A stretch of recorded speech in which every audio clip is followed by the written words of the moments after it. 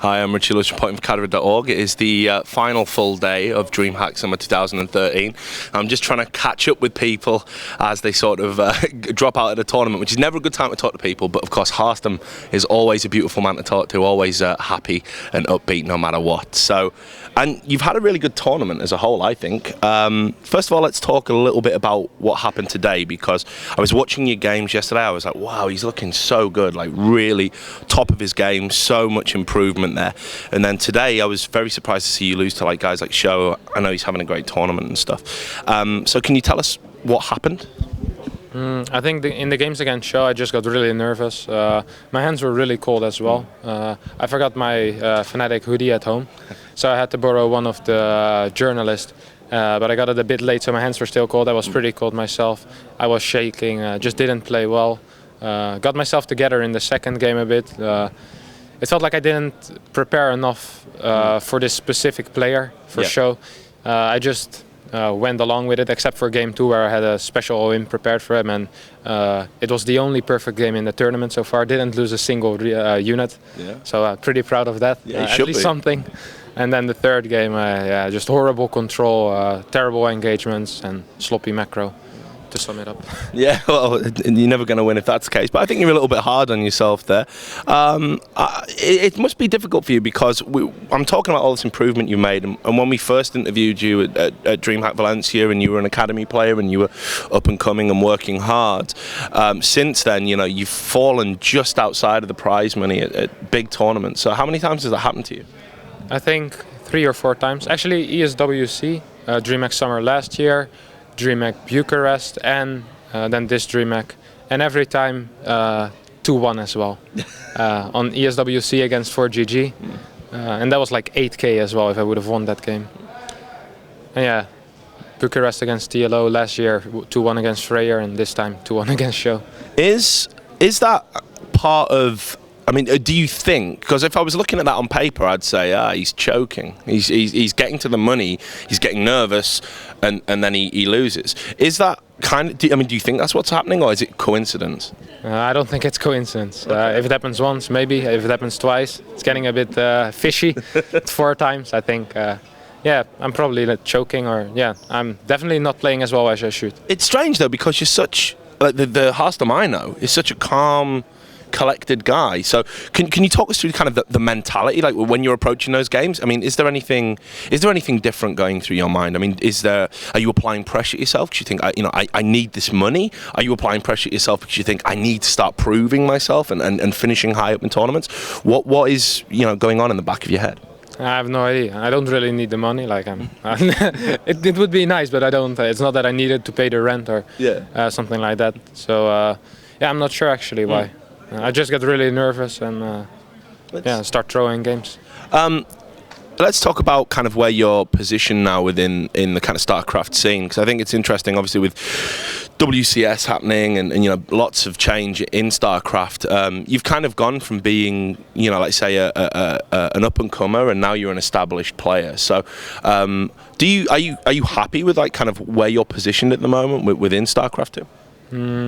I think the perfect position would be where I would be confident against any foreigner, which I am not yet.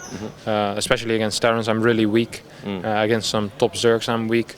I think my PvP is quite okay, but even then, I don't think I feel confident playing against Night End or Nani. I think those are the best PvPers in Europe.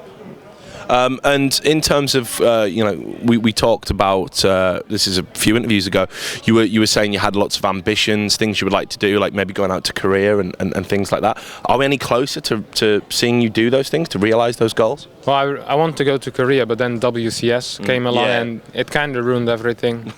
That's a bit weird to say, but you have to participate in WCS Korea then, I feel like, because if you're going to play with cross-server, like that's not really going to work.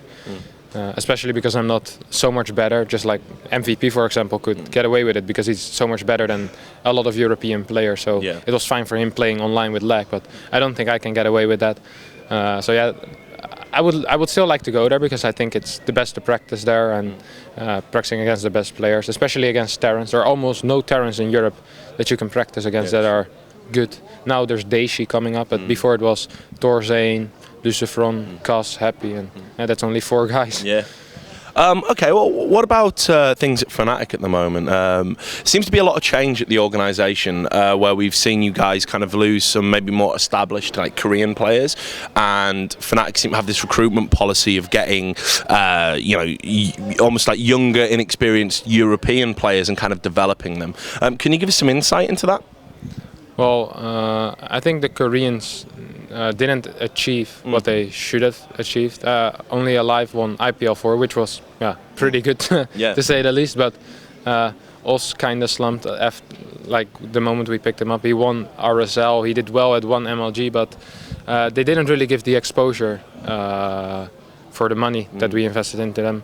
And with up-and-comers they're a bit cheaper, for example me, Sunster, Mini, a bit cheaper, and they still give almost as much exposure as the Koreans by just doing interviews. Yeah. Well, let's talk. I mean, 'cause you can talk about yourself. I mean, being at fnatic. I mean, what has it done for you? Having been that academy player and now being almost like an ambassador for the brand. Well, I guess I got a lot better at the game. Yeah.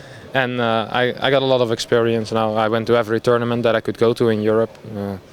And I just feel a lot more confident playing the lesser players as well in online tournaments as in offline tournaments. And I think that's it. What have you made of this DreamHack so far? Because obviously with WCS kind of locking down tournaments where everyone's looking to get kind of, ranking points and all of this kind of thing that's going on, DreamHack still remains an incredible, event in my opinion. So has this DreamHack lived up to your expectations? Yeah, I really love DreamHack. The only thing that's worse from last year is that the player area was near the League of Legends stage, which was incredibly loud. No idea why they did that.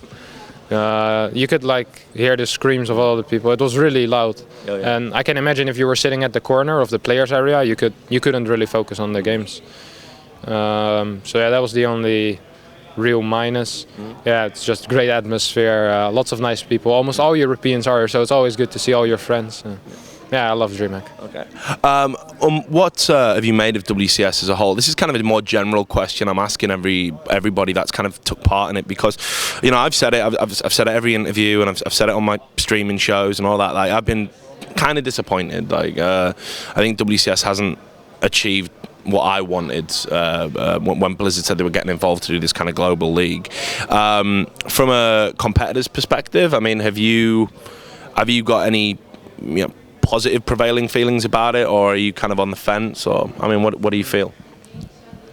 I don't really think the WCS points for all the other tournaments are a good idea. Because I mentioned it earlier off camera that I didn't really care. I had to still play a match against Steffel like 5 minutes after I got knocked out, so I was like, yeah, whatever. Yeah. Just lost like 1k. Right? I couldn't care less about like 50 WCS points, and now I kind of regret it, because at the end of the day everything adds up. Yeah, it does. I think they should scrap that. Don't have the WCS points at other tournaments. Just have WCS be WCS, or have it not have it the DreamHack tournament, but just a WCS tournament like the LCS is doing right now. Yeah. I think that's a bit smarter. The tournament itself, I thought it was really, really stupid that they invited 24 players already. It made like no sense to me. It felt like they just threw on like 30 names. Let's pick out 24 and invite them. Lots of up-and-comers like Velmu, Bunny, Panda Tank, me. We still had to go to the qualification. Some of us didn't make it. I don't think Panda Tank made it. And there are like a ton of people on the ladder that you meet that are better than the people that got invited, and it just creates sad faces. And I don't really like the approach of inviting people, but after a few seasons I guess that will get filtered out. All the people that don't belong there will get out. I'm not sure what to think of the format yet. I kind of like it that there's a new tournament, but it doesn't feel like it's the one league that we're working towards. It's another one of the many there is. I totally agree with that. And you've been. That's a very open assessment from a player. So thanks a lot for sharing your views on that. Not a lot of people do. I think they're kind of a bit worried about saying anything. So what's next for you then? I mean, like Home Story Cup's next weekend, right? And then so you're going to be there? Yeah, I'm going to be there. I'm in the group with Seed, Dragon, and TLO. I'm not sure how good Dragon is actually. He's more of the fun guy, I feel like, not the entertainment kind of guy, not the real player. But he's still Terran, and well, I'm not too good against Terran, so it's gonna be tough. Seed is my first opponent, and it's gonna be fun. PvP is quite okay nowadays. And where will we see you after that? Have you got any long-term plans lined up? No, I don't really know. Probably Valencia. I'll be there. Bucharest. I'll just do the normal, the normal tournaments, the DreamHack.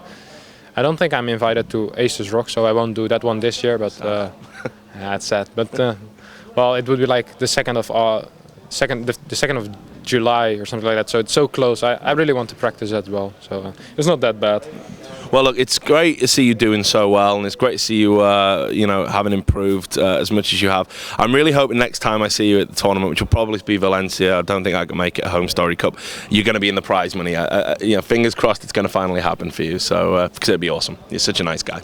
And well, everyone out there, do stay tuned to our website. We're going to have more interviews like this one from here at the last day. Oh. Fuck, sorry, I forgot shout-outs. Nearly did it. Thank you. Cameraman's going like this. Like, sorry, I've got to let you do shout-outs.